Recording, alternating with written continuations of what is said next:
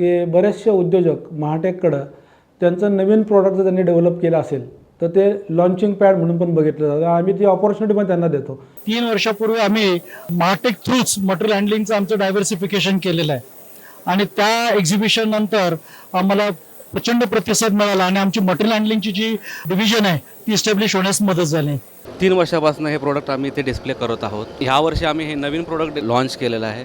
It wouldn't be an overstatement to say that at Excel Enclosures, Martech exhibitions have become a yearly routine and they've really helped us grow.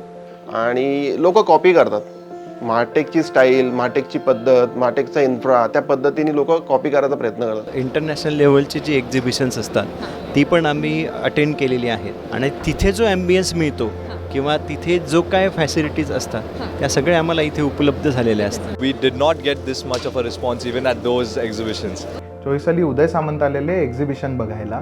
ते म्हणाले की माझा convoy आला, आम्हाला एक ठिकाणी कुठे विचारायला नाही लागलं किंवा गुगल मॅपवर रेफर करायला लागलं. जे आमचे डायरेक्शन बोर्ड्स होते हे एवढे सुंदर लागलेले, त्यांनी हा शब्द वापरला की अरे हे पुणे शहर महाटेकमुळेच झालेलं दिसतंय. आणि आज महाटेककडं एक ब्रँड म्हणून बघितलं जातं.